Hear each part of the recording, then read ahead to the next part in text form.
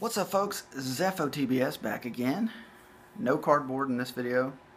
There will be in the next video. I've got quite a few things to show that I'm pretty excited about showing off.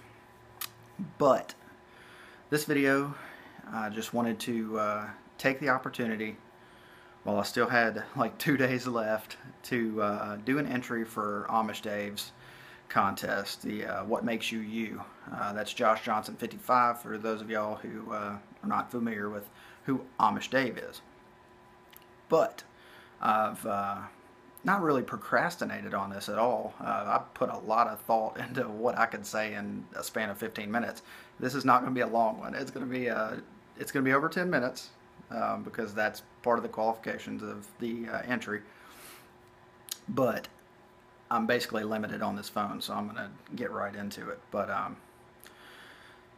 yeah, it's a great contest idea. Just getting to know a little more about us and getting to know a little more about each other in the community than just, cards. And so he titled it, What Makes You You. And I'm kind of winging this as far as, I don't remember exactly what all you wanted us to discuss, but I do remember this, and I'll start with this. You wanted to know what are some of the struggles that we face, or what struggles have weighed us down, been the big humps in the road. And I've thought a lot about it, and I've never really had anything traumatic happen to me in my life as far as losing a really close loved one or anything like that, and knock on wood, I don't have to deal with that for many, many more years. So I've never been affected in my life in that way. But two really big humps in the road for me are dealing with anger / anxiety. It does not take much to overwhelm me. I don't think I'm a weak person, but I don't deal well with change. That's been like a lifelong struggle ever since I was a little kid. Just really don't do well with change in the jobs, in home life, anything really. And that's been a very big struggle for me in my life, and that yields anger because I pent things up.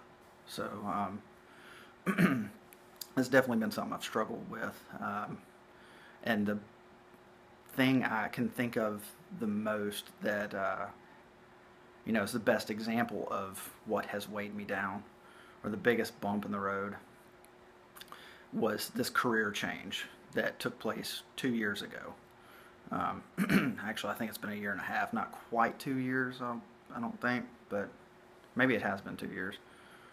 Actually, I'm coming up on 2 years, I'm sorry. But I was a mechanic for Hyundai for 12 years. It's basically the first real job, like career job, that I had when I got out of high school. And I invested a lot of time, a lot of energy into, learning and therefore mastering a craft, and a really great craft, or trade, if you will. Spent a lot of time doing that. 12 years is a lot of time, and I love that company, love Hyundai. Hyundai was excellent to me. But I started getting a little burnout and ready for a change. And over the course of a year, I just really got burnt out. Right after I came back, after we had Ella, things just felt different. And so this career change was completely different. I mean, it was in the automotive field still. I'm a painter, not a mechanic, and had no prior paint experience at all. And I basically went from a structured format job to where, I have a job and I have a manager that I answer to,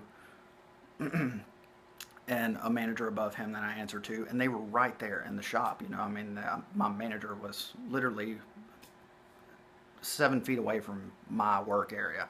His office was 7 feet away.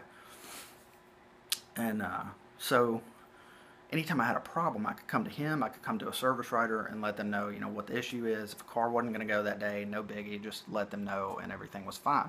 They take care of the customer issue. Well, this job is, I'm basically the technician. I am the manager.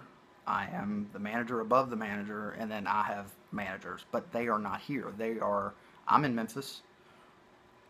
I work in Memphis. I don't live in Memphis, but I work in Memphis, and my nearest manager is in Nashville and Louisville, Kentucky, almost every other day of the week. So he's not there. And that was really, really hard for me to deal with at first because I had a lot of problems. I was green as you could be.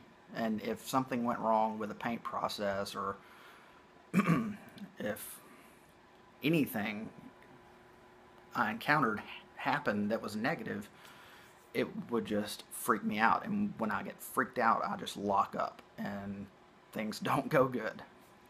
So that was, man, I mean, to not bring that anxiety home and put it onto my wife and to my child was very hard not to do.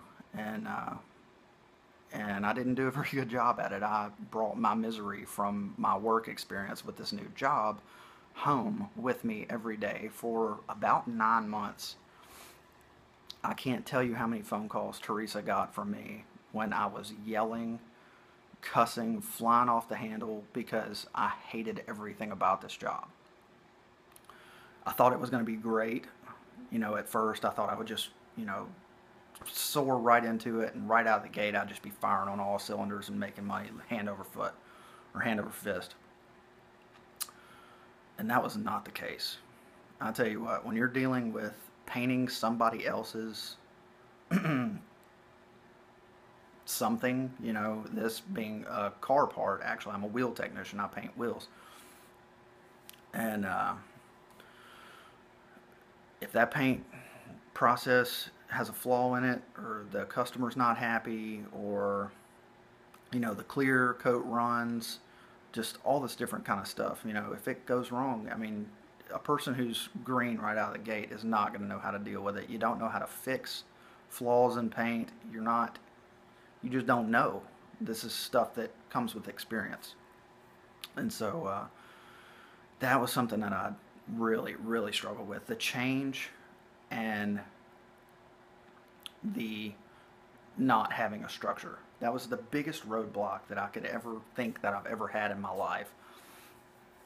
So that was traumatic for me. Mentally, I had no appetite, had no drive to do anything else. I think it kind of sent me into a mild depression, and I didn't really want to talk to anybody, didn't want to be around anybody. I went and, you know, went to some counseling and stuff like that, and that helped. It did. It helped a lot, and I had counseling for other things in my life, and you know, it always helps. So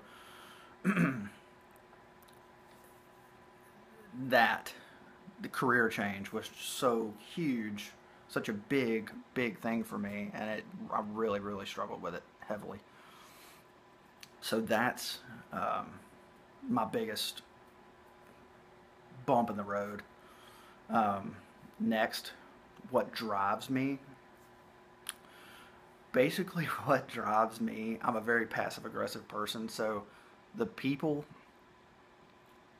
in my life that told me that I couldn't do something, or, you know, I don't think that's for you, you probably might not succeed at that, or just flat out, he'll never be able to do that. You know, I've had people tell me, or tell my mom, like teachers in school, they were just like, hey, you know, I just don't think he'll be able to do this. And, you know, that people who doubt me are my driving force, because I am very, very passive aggressive. If you tell me don't do something, I'll do it just to spite you.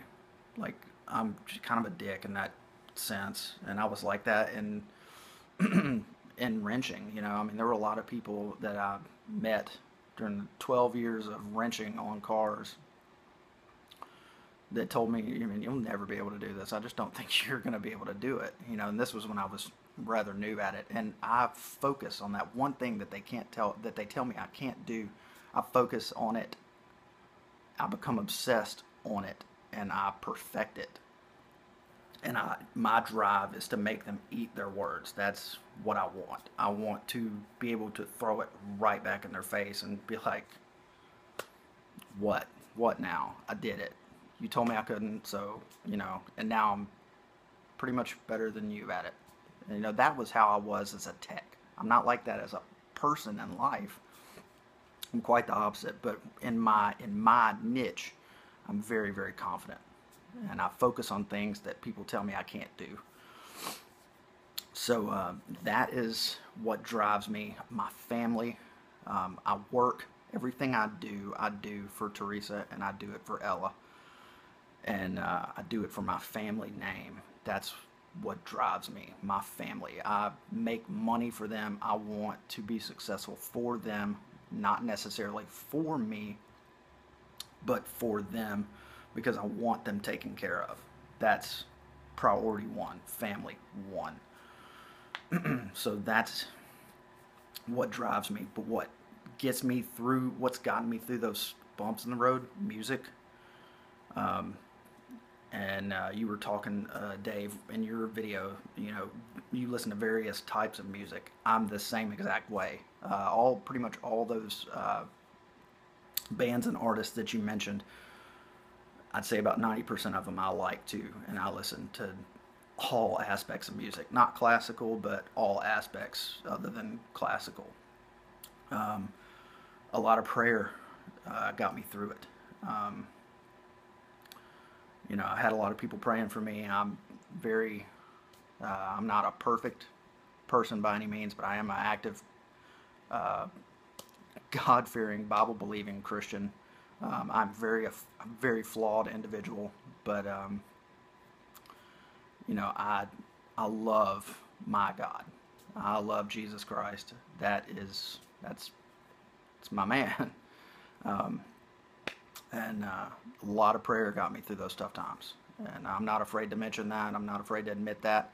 If y'all don't like it, that's fine. I understand, you know, but that's who I am. I can't remember what the other thing was. There may not have been another thing, but my favorite wrestler as a kid, and this took a lot of thought because I don't know if I ever really had a favorite wrestler. I loved wrestling, watched it. Mondays, Thursdays, Saturdays, and I think, didn't it come on Sundays at some point? But I'd have to say overall my favorite of all time was the Ultimate Warrior. He was my favorite. I had a thing for the face paint, just loved it. So him and Sting, loved Sting. Haven't heard anybody else say Sting, but I did. I always liked Sting a lot. But also Lex Luger. I was a big fan of Lex Luger too. I thought he was great, and he was one of my favorites. I would say another one was Hacksaw Jim Duggan. He was one of my favorites. Really liked him just because he was so freaking goofy. And that stupid face he would make, you know, when he would give the thumbs up, and that eye thing he would do. I don't know, it was so dumb, but he was awesome. And Dave, you were awesome. Creeping up on 15 minutes. We're at 14:25, so I'm going to cut it short because I don't want to make this into several videos, but you got my number. Anytime you want to talk, I'm here, dude. I'm here for you. I'm here for all y'all. Those of y'all who have my number, I'm here for you. So, great contest idea. Not sure who all's gotten into it, but I'm glad I could be a part of it. So, that is it. Dave, I love you. Not worried about prizes, but whatever. I know you're going to do what you want to do. So, anyway, love you guys. Y'all be good. Peace.